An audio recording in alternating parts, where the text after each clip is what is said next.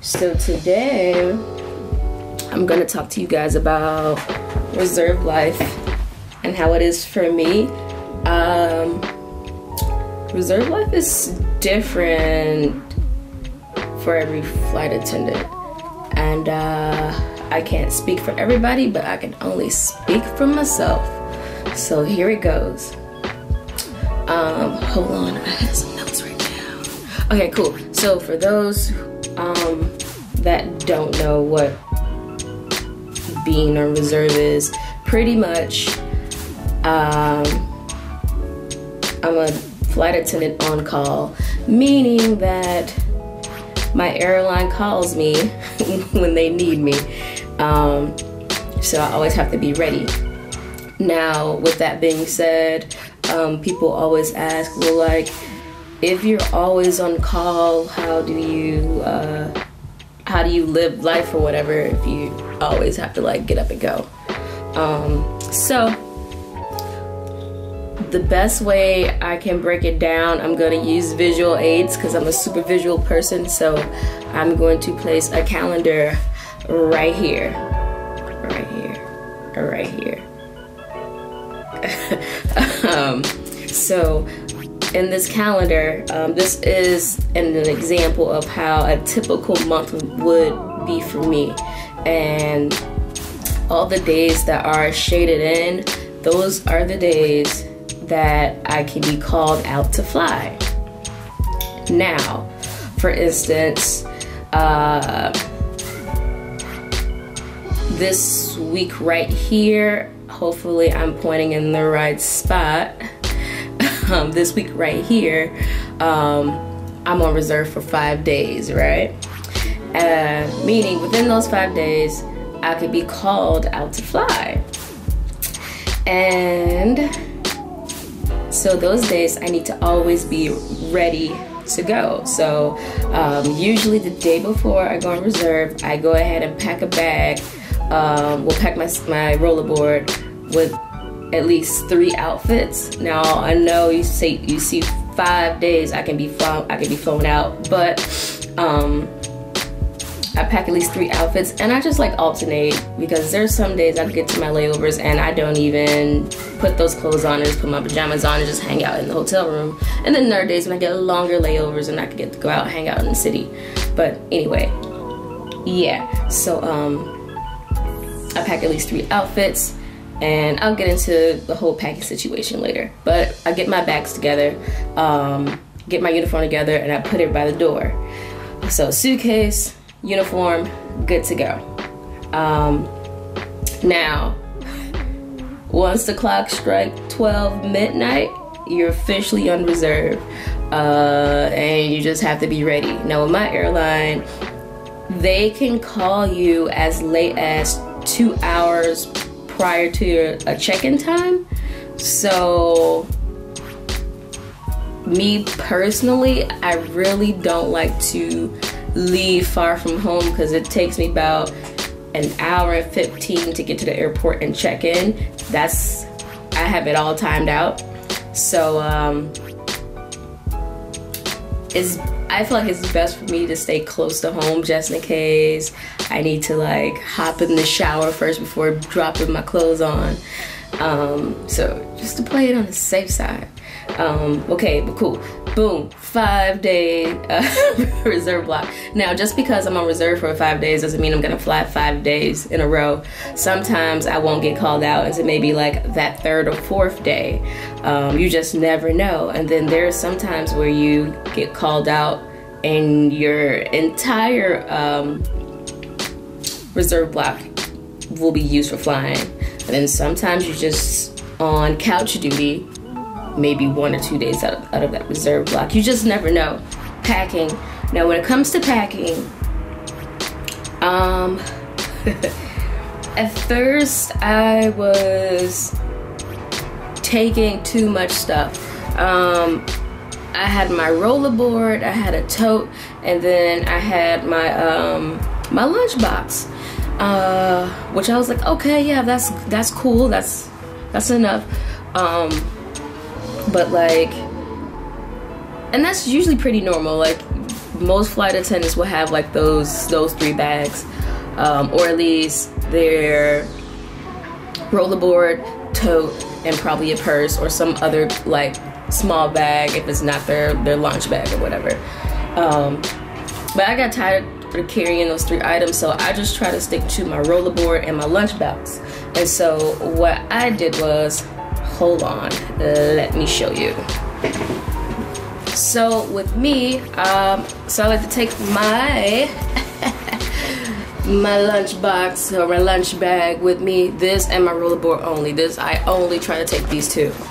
And what I did, I took the lining out of here, the lining that keeps everything cold or warm, however you prefer your food. I took that out and I used this to put my stuff that I need, like my flight attendant manual and my tablet that I use to like charge up drinks and stuff on flights. And then I don't have it over here, but I have a really small lunch bag that I can like roll up when I'm done. It actually fit in here. So this is the lunch bag I'm talking about. Yeah, you see, you open it, you can fold it up, put your stuff in, and it fits inside of my other lunchbox. And when I'm done, I just roll it back up. Now mind you, my food that I put in here, I put my food in sandwich bags and stack them. So I have like a little sandwich bag with like vegetables in it, and I have a sandwich bag with some rice in it.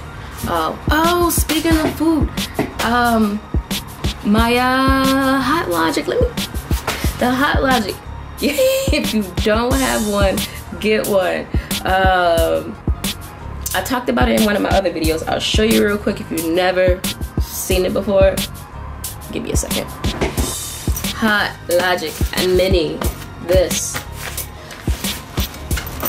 Definitely worth the investment.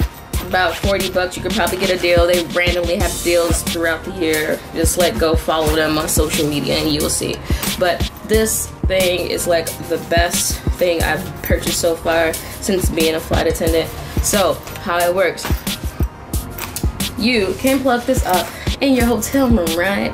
Okay, you put your food in here. So usually I keep some type of bowl or some type of Tupperware with me, and I put my food, because you know I have my food sitting in little sandwich bags, right? So I take my food out the sandwich bags, put it in some Tupperware. I usually keep this bowl with me. I got my emergency ramen noodles in here. But no, so I put my food in here, and then I put this in here, right? And then we close this up, we zip it. It's like a little hot box, and it warms up your food. Now it takes you about a good 45 minutes, so plan your time accordingly. But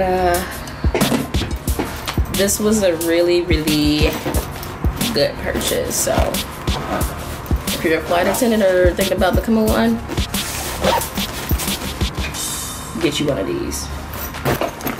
And I don't really do like too many full meals because I realized I didn't really need that. So like I just try to make sure I have something handheld I can eat during flights. So maybe like a chicken wrap or something handheld, chicken wrap, maybe like some cheese and crackers, tuna and crackers, something like really small, but something that can tie me over until I get to my layovers. And I try to do my warm meals for my layovers, because at first I had like lunch, dinner, and these trays, and the trays was taking up so much space and making things heavy. So yeah. And like with my rollerboard, I don't I don't put a bunch of nonsense in there. 3 outfits. I stopped bringing jeans. Now I only bring like these thin jogger pants, or like the jogger pants that have like that denim, that fake denim material, so it look like jeans but it's not really jeans. So I bring 3 pair of those, and I try to do like neutral colors only so I can mix and match my shirts and my bottoms. So I'll bring 3 pair of joggers, and then I'll bring 3 shirts, 2 short sleeve, 1 long sleeve, and then a light jacket. And I just make it work, because you never know where you're gonna end up. And then keep a swimsuit on deck, because my first trip, they sent us to Tampa. It was hot as heck, and I didn't have the right attire at all, because I just assumed, being new, that I would only get really whack layovers, but that's a lie. But yeah, just be ready for all climates and don't overpack. It's usually it's not a vacation. You're only on these layovers for some hours, and then you go to your next destination. So all that is unnecessary. Okay. A hotel living or a hotel life, safety is number 1, at least for me. So as soon as I get to my room, I would just make sure there's nobody just like lingering around in there before I lock my door. So once the coast is clear, I go ahead and lock my door. But like, I always make sure you actually use the latch to lock the door, because what happens is sometimes the cleaning crew do not get the memo that there's a new person staying in that room, and they come in trying to you know, clean up, and if you sleeping hard, you might not hear them knocking. They're just gonna walk in on you. So I always keep that latch on lock, because that's annoying. Also, when you get your room key, most hotels, I feel like all of them do them now, they give you your room key, which is always a card, and they put it in a sleeve, a little cardboard sleeve or whatever. You usually have like your room number on it, and make sure you do not leave your card in that sleeve when you leave out your room, because what if you're out and about and you lose that sleeve? Now someone knows where you're staying. Oh, this happens a lot on flights. So like a lot of passengers will be like, oh, you know, like, are you done working for the day? And I'm like, oh yeah, this is my last flight of the day. So normally if it's like your last flight of the day and you're not in your home base, you're gonna lay over in that city, right? So passengers tend to ask, like, oh, like, which hotel you guys staying at?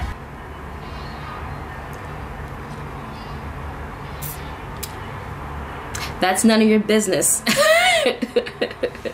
That's none of your business. Do not tell people where you're staying. Don't do it. For what? For what? For what?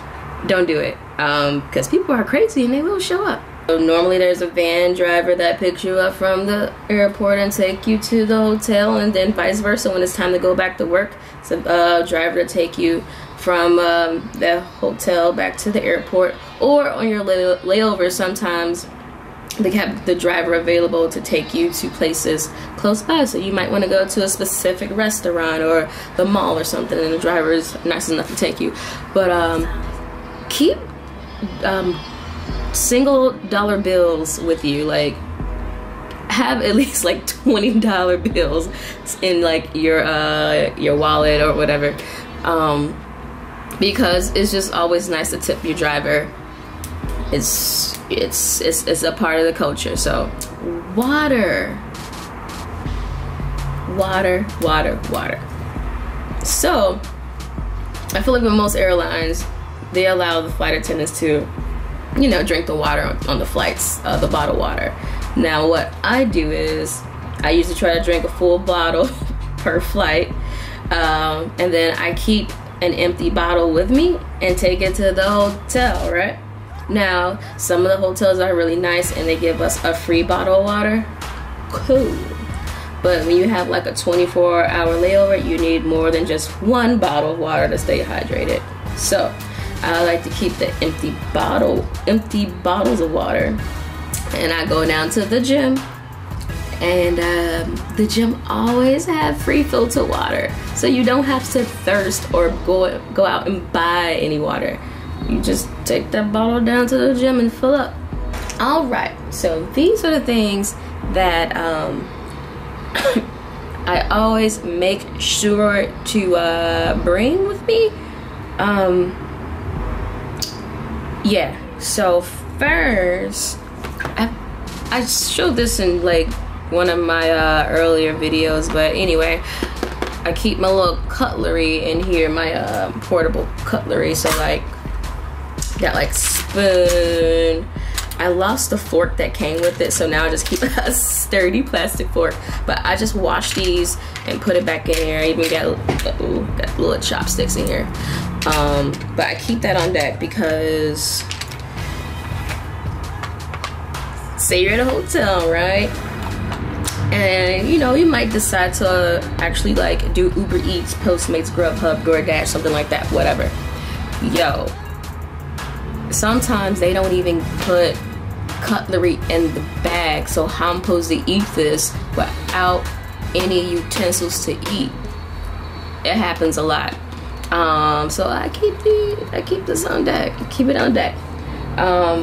And you just wash it and wash it, dry it, put it back in here, and you're good to go. As I mentioned earlier, I always try to keep like some type of bowl, so I can warm up my food in my Hot Logic. Also, I put this back up here. I try to keep me at least like 1 or 2 packets of ramen, right? Mama noodles, they're actually pretty good. So normally, if I get called out for like a 2-day, I probably won't always like prep a meal. I just try to like throw stuff in my bag. So like, I do a lot of this microwavable rice or whatever, throw it in the microwave or throw it in the Hot Logic, warm it up and eat that. So say if it was like a day where like I have like 3 legs in a day, and I might not get back to my room. I might not get to my room till probably like at midnight or whatever. And at some, like in some locations, they don't even have like Uber Eats. Like, that's so weird. Yeah. And so like I just try to keep something on deck just in case I get into a situation where I can't go out and get like a hot meal. So keep this on deck. Or sometimes I might keep like a can of soup in my suitcase. I just started doing that too. So just have a good little option, you know. Also, I like to keep me at least like 2 packets of oatmeal, right? Oatmeal. Keep that on deck. You know, those are emergency meals. Those have been in my bag for a minute now, so I haven't had to crack those open. Also, I always like to keep my portable charger on deck, because your phone is your lifeline in this industry, because they can switch up on you in a minute, and crew scheduling gotta get in contact with you, and they can get in contact with you, then that's an issue, and we don't want those problems.